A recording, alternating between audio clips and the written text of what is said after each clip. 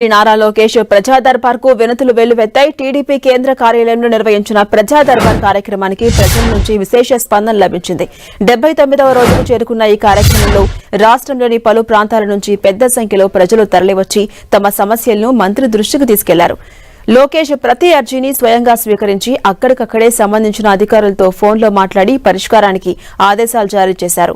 ప్రజా దర్బార్లో ముఖ్యంగా వైసీపీ హయాంలో ఎదురైన ఇబ్బందులపైనే ఎక్కువ ఫిర్యాదులు వచ్చాయి.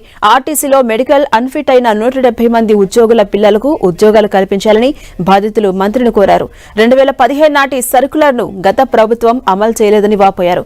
అనంతపురం జిల్లా ఆవులదట్ల గ్రామస్తులు తమపై గత ప్రభుత్వం పెట్టిన అక్రమ కేసులను ఎత్తివేయాలని విజ్ఞప్తి చేశారు. ఇక ప్రకాశం జిల్లా నాయుడుపాలెంకు చెందిన 2 మహిళలు తమ 2.5 ఎకరాల భూమిని వైసీపీ నేతలు కబ్జా చేశారని ఫిర్యాదు చేశారు. వీటితో పాటు అన్నమయ్య జిల్లా కొండూరు పంచాయతీని విభజించాలని గ్రామస్తులు కోరారు. ప్రజల నుంచి వచ్చిన అన్ని వినతులను సావధానంగా విన్న మంత్రి లోకేష్ ప్రతి సమస్యకు త్వరితగతిన పరిష్కారం చూపిస్తామని హామీ ఇచ్చారు. ఇక ప్రజల సమస్యలను నేరుగా తెలుసుకోవడం ద్వారా పాలనలో పారదర్శకత పెరుగుతుందని ఆయన ఈ సందర్భంగా పేర్కొన్నారు.